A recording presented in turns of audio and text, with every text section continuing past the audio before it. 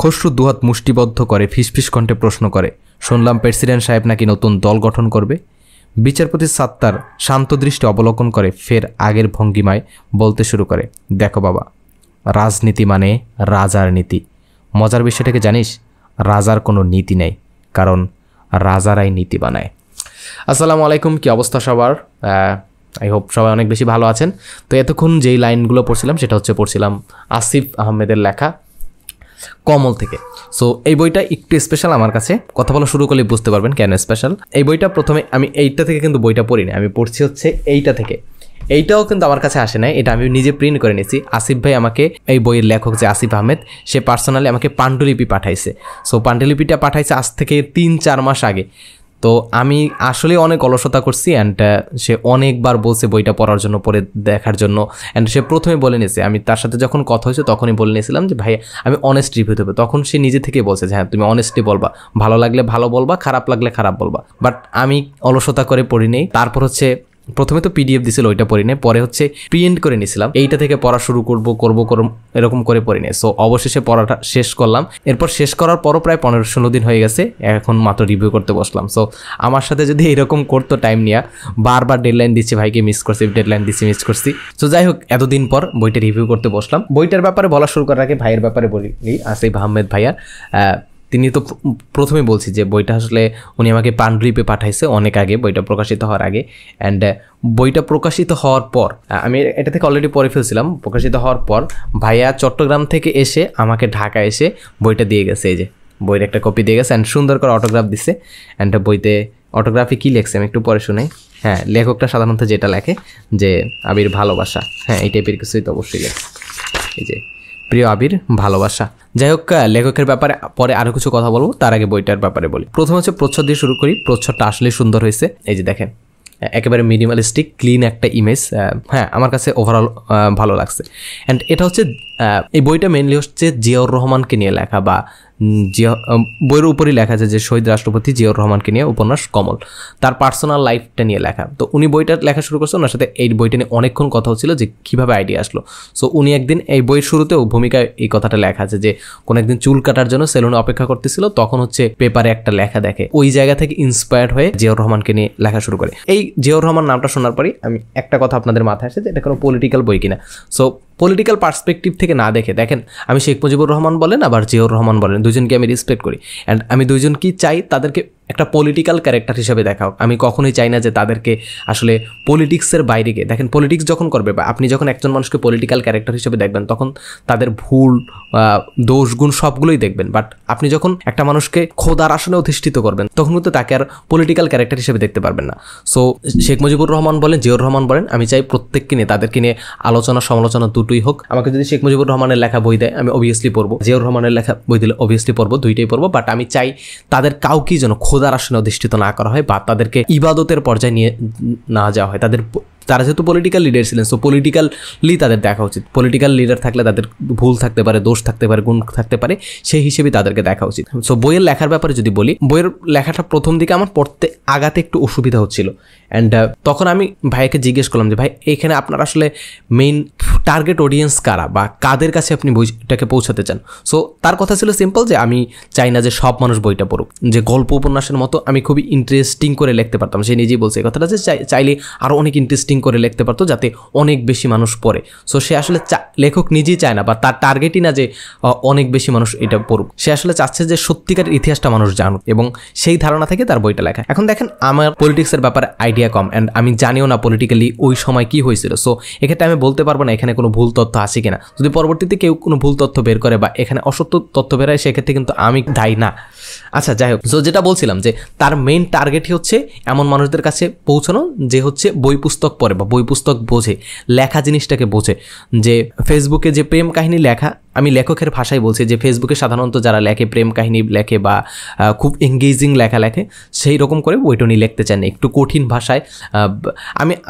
আমি যেহেতু কঠিন ভাষার বই খুব কম পড়ছি, বা একটু অন্য ধরনের, একটু সাধু ভাষা টাইপের, পুরোপুরি সাধু ভাষা না, একটু কঠিনই বলা যায়, আমি এটাকে কীভাবে বলবো। সো এরকম করে লেখা বই যেহেতু কম পড়ছে, সো সেক্ষেত্রে আমার ক্ষেত্রে একটু আগাতে অসুবিধা হচ্ছিল। বাট যেহেতু উনি লেখক নিজেই বলছেন যে এই বইটার মেইন টার্গেট আসলে যে খুব স্বাচ্ছন্দ্য বোধ করে পড়তে পারবে বা সব মানুষ পরে খুব মজা পাবে, ব্যাপারটা ওই রকম কখনোই ছিল না। এক্ষেত্রে আমার এই মেইন যে গল্পটা বা মেইন উপন্যাসটা সেটার চেয়ে বেশি ভালো লেগেছে যে এর সাইডে এর প্যারালালি একটা গল্প চলছিল, একজন লেখক, উদীয়মান তরুণ লেখক সাংবাদিক আহমেদ, তার লেখা, তার যে গল্পটা, তার পার্সোনাল লাইফের যে গল্পটা, সেইটা আমি একটা পডকাস্টে আমি উদাহরণ দিতে গিয়ে এইটাকে দেয়াল উপন্যাসের সাথে তুলনা দিয়েছিলাম। আসিফ ভাই খুবই মাইন্ড করছে, যেন এক্সট্রিমলি সরি, আমি আসলে ওইভাবে বোঝাতে চাইনি দেয়ালে যেহেতু প্যারালালি অনেকগুলো গল্প গেছিলো এবং এইখানে যেহেতু প্যারালালি দুইটা গল্প গেছে, দুইটা বলা যায় না, হ্যাঁ মেইনলি দুইটাই গেছে, আরও ছোটো ছোটো গল্প ছিল। সো মেইনলি যেহেতু দুইটাই গেছে সেহেতু আমি ওই সেন্স থেকে দেয়ালের সাথে তুলনা করছিলাম, লেখার কোয়ালিটি বা অন্য কিছুর সাথে না। অবভিয়াসলি আমি লেখকের সাথে অন্য একজন লেখকের তুলনা করার পক্ষপাতী না। এই বইটায় উনি একটা চেষ্টা করছেন, এটা যেহেতু জিয়াউর রহমানকে নিয়ে লেখা বা জিয়াউর রহমানের পার্সোনাল লাইফকে নিয়ে লেখা, সো এখানে চেষ্টাই করা হয়েছে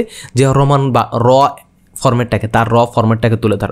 সো আমার ধারণা লেখক এক্ষেত্রে খুবই সফল যে তার র ফরম্যাটটাকে তুলে ধরতে পেরেছে। বাট আমি যেহেতু কথাই বলতে চেয়েছিলাম, আমি বই শুরু করা থেকে শেষ পর্যন্ত কথা বলতে চেয়েছিলাম যে বইটা কেন সবার জন্য বা সবাই পড়তে পারে এরকম করে লেখা না। সো লেখক যেহেতু বলে দিচ্ছে যে তার টার্গেট অডিয়েন্স আসলে সবাই যে একেবারে আমজনতা পড়বে এরকম না, যারা লেখা বুঝে সেই ধরনের মানুষজন পড়বে। সো সেক্ষেত্রে এটা নিয়ে আমি আর তো কিছু বলতে পারি না। বইয়ের ভিতরে যাই, বইয়ের উৎসর্গপত্রে লেখা আছে খুব সুন্দর একটা কথা।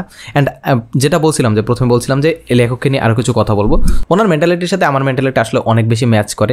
যদিও চাটগাঁইদের সাথে বরিশালেদের মেন্টালিটি ম্যাচ করার কথা না, বাট তারপর কেন যেন করে গেল, I don't know why. So উৎসর্গপত্রে খুব সুন্দর একটা কথা লেখা আছে যে এক যুগ আগে কোনো এক আলসে দুপুরে ভাত ঘুমে না গিয়ে কাঁচা পাকা হাতে লিখে ফেলি ফিলিস্তিন নিয়ে মায়া জর্জরিত এক পাতা গদ্য।